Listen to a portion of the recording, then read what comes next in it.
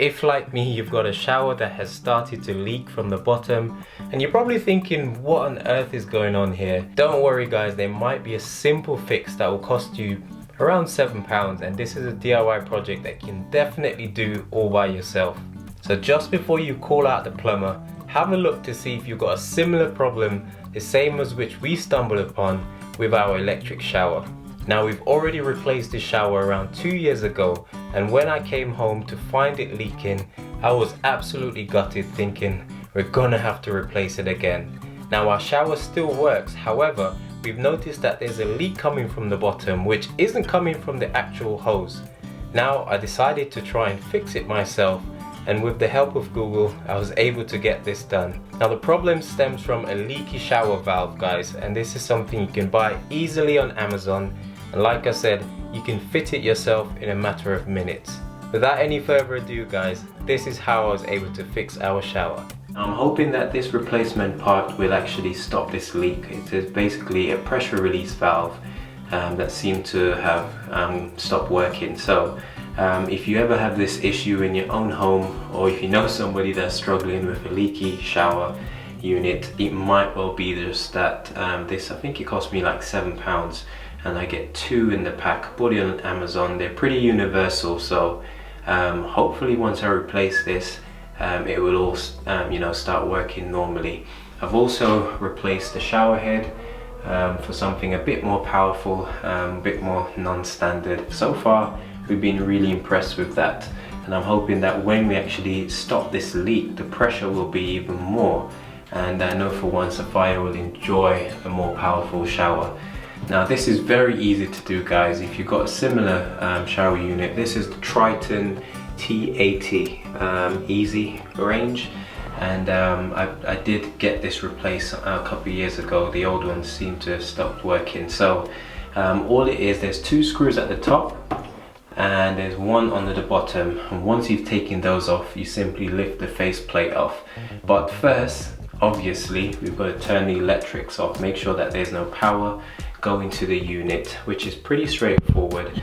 On my fuse board downstairs, on my breaker, there's actually a label for the shower unit, so all I need to do is flick that, make sure that it's powered off, also making sure that no one will obviously go and switch it back on.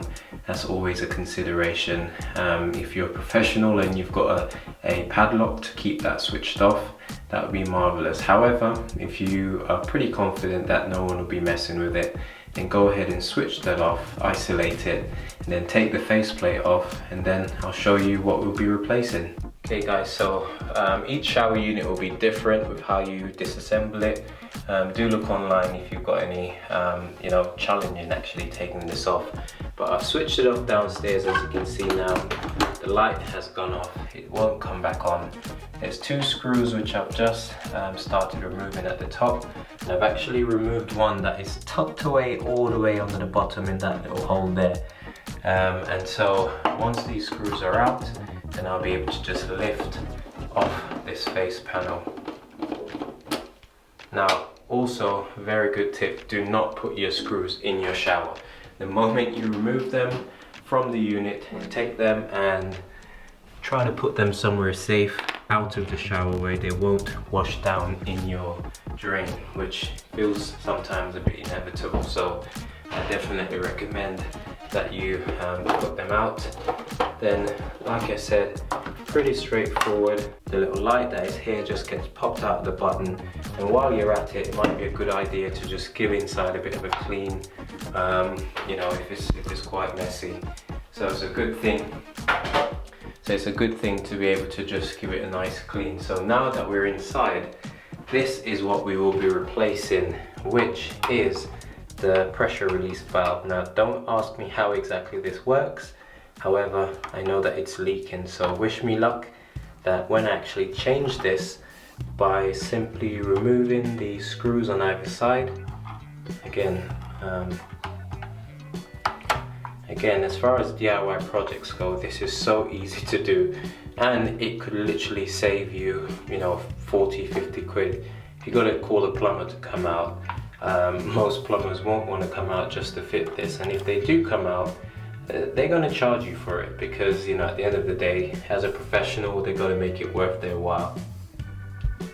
Okay, so once those 2 screws are out, it simply pops out of the little hole. Now the little rubber washer has been disconnected and it's actually wedged in, so I'll get my screwdriver to get that out if I can. Yep, careful not to push it further in. You can actually replace this whole unit here, which again just has a screw there which you unscrew, and sometimes this is also faulty, so I'm hoping that that's not the case today. And once I put one of these new valves in, that will solve my leaking problems.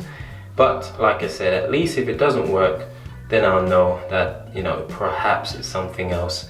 Okay guys, so here goes nothing. I've just placed this rubber seal over the tip, which is then going to be just slotted in into the unit like so. And again, I've only done some research online, and I thought to myself, this probably is a DIY project that I am able to do. Now once that goes in, hopefully, it's a bit hard to push in. The rubber seal is definitely tighter, so what I'm going to do now is attach the 2 screws either side, and then we can give this a bit of clean inside and then reattach the front cover. Okay guys, so the new valve is actually on, giving it a bit of a wipe, a bit of clean inside, being very careful not to touch any of the components in there. They do have electrics, which obviously is coming from the mains. You can see the mains cable coming in, going into the unit, so you don't want to mess around with anything at the top. The only thing you want to focus on is this valve here at the bottom, and like I said, 2 screws, remove and then replace, and that's it. So all I've got to do now is reconnect this light into the power button, put the faceplate back on, and then we're going to power it up, and hopefully, honestly guys, you guys are finding out with me, hopefully we'll figure out whether or not this actually works. If it doesn't work, I'm contemplating whether or not I should post this video. But fingers crossed, it will definitely work. Okay, so I'm out of breath running back up the stairs. I've just re-energized the shower, and now it's time for the moment of truth to see whether or not this is actually going to work, guys. So let's go. We can test it together. So before, we had this leak coming from the bottom. Now like I said, I have no idea exactly how the valve works, but let's just see if it actually is fixed. Okay, straight away, shower, nice and powerful, and I am looking, guys, look at that, it's actually fixed. No way. So it was definitely that valve that had gone. Costed me £7 for 2. I've got a spare in case something like this happens again, but no more leak, guys. I think Sophia's going to be super happy with that. And I mean, the water even looks more powerful. Ooh. Okay, so I've just got home from work, so I can actually get in and have a nice shower now without worrying about wasting all that water. So definitely a thumbs up. Definitely a thumbs up, guys. This valve technique definitely works. Like I said, it could be other issues, but again, rather than calling out you know, a plumber or somebody electrically minded to come out and fix this, it's something that you can quite easily do. And all I had to do is remove 3 screws from the front panel, switch the power off, of course. Once I received the valve from Amazon, remove the 2 screws on the inside. They're universal, these valves, so they can fit on pretty much any electric shower. Reattach them with the washer, and boom, job done. I hope you guys enjoy this video, and don't forget to like, share and subscribe if this has been helpful. I'm really happy that this has been fixed. Whew, one less thing for me to worry about around the house, and on to the next DIY project. Until then, guys, this is Kenroy saying take care and God bless.